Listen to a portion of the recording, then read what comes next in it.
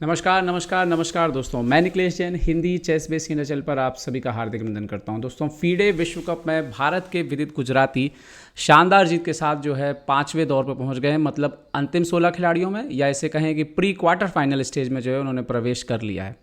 विदित ने United states के जेफरी जियोंग को लगातार दूसरे दिन पराजित किया और जो स्कोर था मतलब 2-0 हो गया टोटल कुल मिलाकर के, और 2700 के खिलाड़ियों के ऊपर लगातार इस दूसरी जीत से विदित जो है वो विश्व रैंकिंग में 21वें स्थान पर भी पहुंच गए हैं। इस के बारे में पूरी जानकारी के लिए नीचे आर्टिकल का लिंक दे रहा हूं, उसको जाकर के ज़रूर जो है पढ़िएगा।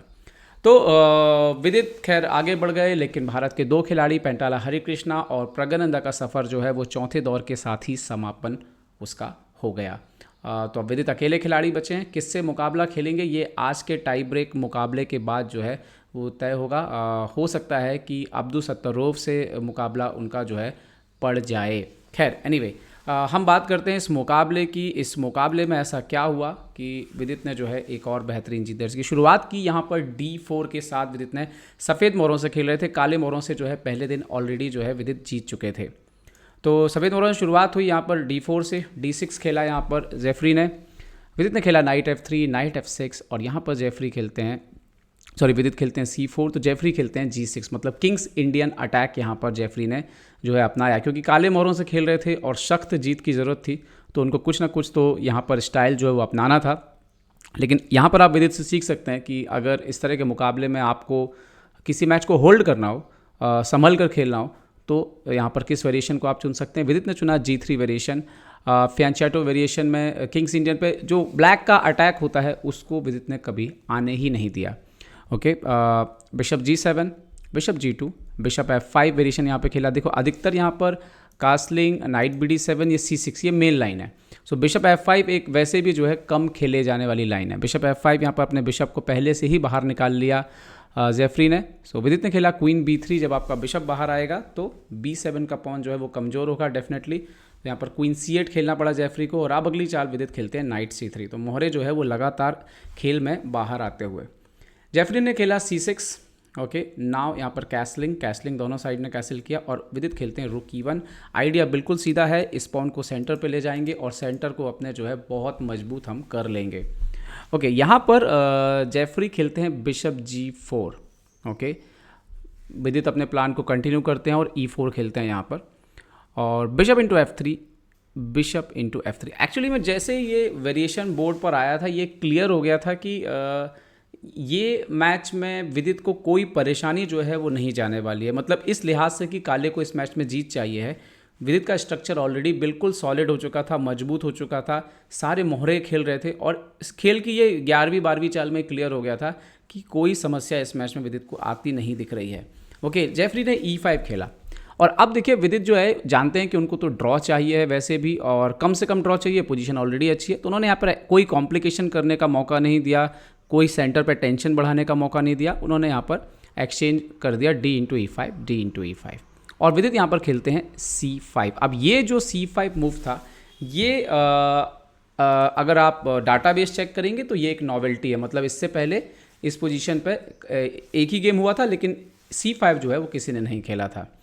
ओके, C5 से उन्होंने क्या किया, एक तो D6 का महत्वपूर्ण स्क्वायर ले लिया, B6 का महत्वपूर्ण स्क्वायर ले लिया, क्वीन को अपने जो है उसके लिए C4 का स्क्वायर बनाया, और स्पेस भी जो है वो क्वीन साइड लेना चालू कर दिया। ओके, यहाँ पर नाइट को A6 निकाला यहाँ पर जेफरी ने, क्योंकि अब उनके लिए मोहरों को इम्प्रूव करना बहुत ज़रूरी है। और एक्चुअली में वाइट के कैम्प में अगर कोई एक छोटी सी भी वीकनेस है तो वो है D4 का स्क्वायर।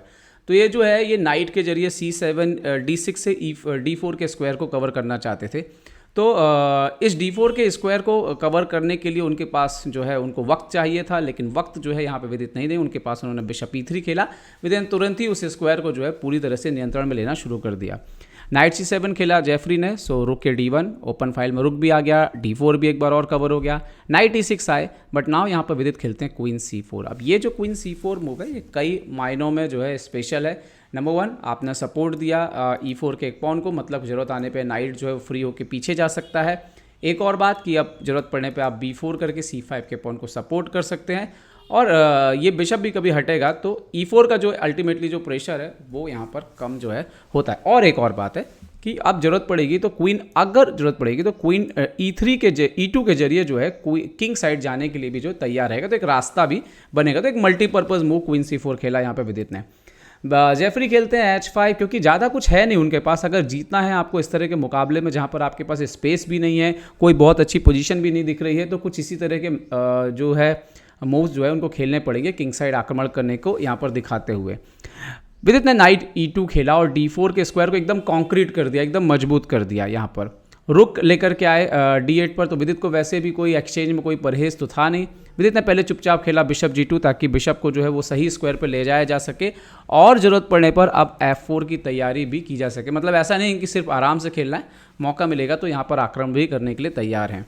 नाइट G4 खेला यहाँ पर जेफरी ने। विदित अपना बिशप बचा लिया, C1 पर ले आए, वैसे भी कोई दिक्कत नहीं। अब यहाँ पर रुक इंटू D1, क्वीन F8 खेल करके C5 के प्यादे पर यहाँ पर अटैक किया जेफरी ने। तो विदित ने पहले तो F3 खेला और इस घोड़े को उन्होंने जो है पीछे की तरफ भेजा, नाइट F6 और B4।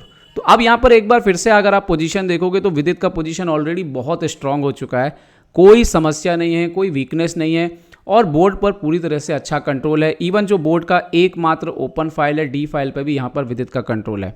A5 किया जेफरी ने, चैलेंज किया यहाँ पर स्ट्रक्चर को, जो कि B5 का स्ट्रक्चर है। विदित ने A3 किया और इस स्ट्रक्चर को यहाँ पर जो है सपोर्ट कर दिया। A into B4, night E8। अब वो क्या कर रहे हैं कि नाइट को एक तरह से C7, B5 इस तरह से जो है क्वीन साइड कुछ करने की कोशिश कर रहे हैं, क्योंकि किंग साइड तो उनको कोई सफलता मिलती यहाँ पर दिख नहीं रही।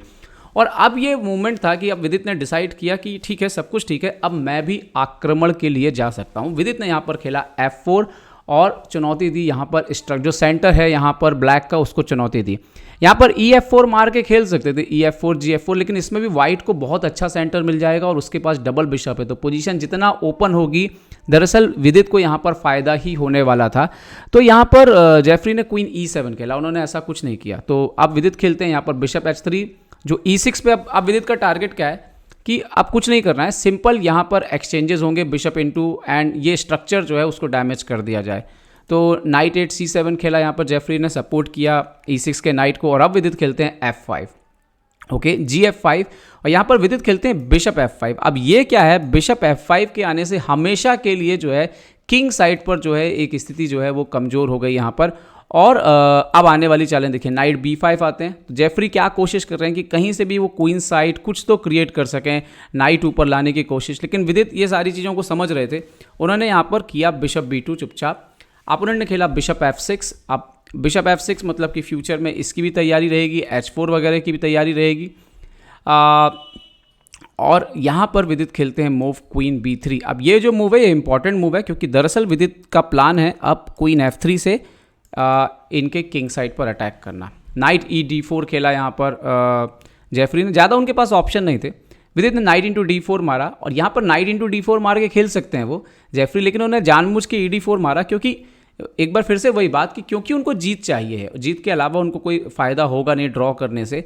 तो यहाँ पर वो कुछ कॉम्प्लिकेशंस करना चाहते हैं कि भाई मेरा एक पास्ट पॉन रहेगा, नाइट है, रुक आएगा, कुछ शायद कोई मौका मिले। लेकिन विदित पहले जो है वो तैयार थे, उन्होंने बोला कि बाकी ठीक है, मेरे साइड मौका छोड़िए, आपका राजा जो है वो आपको बचाना बहुत ज़रूरी है। और विदित ने उनके राजा के ऊपर जो है जवाबी हमला कर दिया। नाइट C3 खेला, यहाँ पर रुक पर अटैक किया, सिंपल रुक D2 खेला, यहाँ पर रुक A4 आए, B4 के पॉन पर अटैक किया, लेकिन विदित ने कैलकुलेट कर लिया था ऑलरेडी, वो गए क्वीन इंटू H5। तो राजा के तरफ के हिस्से में ऑलरेडी जो है यहाँ पर कॉम्प्लिकेशन होने लगे थे, सिर्फ और सिर्फ इस बिशप की वजह से जो है अभी मात होने से आप देख सकते हो कि रुकी हुई है। लेकिन आने वाले टाइम पे देखते हैं क्या होता है। रुक इंटू B4 मारा यहाँ पर जेफरी ने, तो वो पूरी तरह से तैयार यहाँ पर डैमेज करने के लिए। 3 पॉन पास्ट पॉन हो सकते हैं, डेंजर पोजीशन बन सकती है, लेकिन इसके लिए वक्त चाहिए और वक्त था नहीं जेफरी के पास। और विदित ने इसको बताया, पहले तो उन्होंने किंग को सेव किया G2 पर आकर के, ताकि बिशप हटे तो कोई प्रॉब्लम ना हो। नाइट A4 किया उन्होंने। अब यहाँ पर समस्या क्या है कि विदित का थ्रेट है बिशप इंटू C3, पॉन से आप मारोगे तो रुक D7 और फिर तो यहाँ पर जो है आपकी मात लगी हुई है। तो क्या करते, नाइट A4 खेला, तो विदित के लिए ये भी एक अच्छी चाल साबित हुई। बिशप जो है वो C1 पर शिफ्ट हो गया और अब वो यहाँ की तैयारी जो है करने लगा। और आने वाली जो कुछ चालें हैं वो आपको बताएंगी कितनी बेहतरीन स्थिति जो है विदित की बनती चली गई। किंग F8 खेला यहाँ पर, तो रुक A2 आए विदित। अब इस पर समस्या ये है कि आप नाइट भी यहाँ से मूव नहीं कर सकते, क्योंकि एक बार ये रुक अंदर आया तो गेम जो है वो खत्म है। तो पूरी तरह से गिर गए थे एक प्रकार से यहाँ पर जेफरी जोंग। क्वीन E5 खेला, बट विदित ने खेला बिशप F4, अटैक किया क्वीन पर, कोई ऑप्शन भी नहीं था, उनको खेलना पड़ा क्वीन इंटू C5, और अब विदित खेलते हैं क्वीन H6 चेक। अब यहाँ पे समस्या ये है कि अगर आप सोचें कि बिशप G7 बीच में आ जाएं, तो यहाँ पर बिशप D6 चेक आ रहा था, किंग E8 जाता तो इवन ये मार के भी जो है मैच को ख़त्म किया जा सकता है।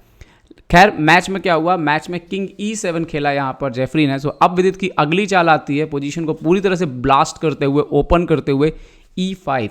देखने में ऐसा लगता है कि क्या ये एक ब्लंडर है, क्योंकि क्वीन D5 चेक आया, किंग H3, और क्या इसको मारा जा सकता है? लेकिन नहीं, आप अपने राजा को छोड़ के ऐसे नहीं जा सकते, हो जाएगी मात। E into F6 check. अब आप किंग E8 जाएँ तो ये चेकमेट है, और अगर आप किंग D8 जाएँ तो क्वीन F8 से चेकमेट है। तो चेकमेट लगी हुई थी, तो उनको बिशप H3 पे बिशप इंटू E5 मारना पड़ा E5 पे। सो नाउ रुक E2, और अभी E5 का जो बिशप है वो जा रहा है रुक इंटू E5 से, ओनली मूव F6। बट यहाँ पर विदित की आखिरी चाल, जिसको बोलते हैं ना कि आखिरी शॉट लगा दिया, यहाँ पे विनिंग शॉट लगा दिया, और वो था रुक इंटू E5। रुक इंटू E5 मतलब अब पॉन से मारेंगे तो भी जो है वो गेम जा रहा है। F इंटू E5 करेंगे तो कुछ इस तरह से जो है bishop G5, king E8, queen H8, king F7, queen F6, king G8, और बिशप E6 से गेम ओवर हो जाएगा।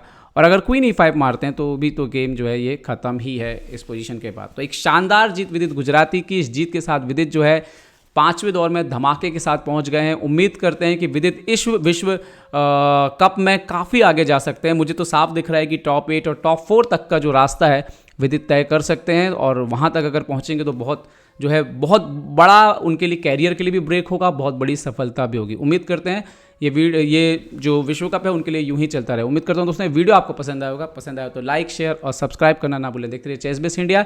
चेसबेस इंडिया के लिए मैं निखिलेश जैन, जय हिंद।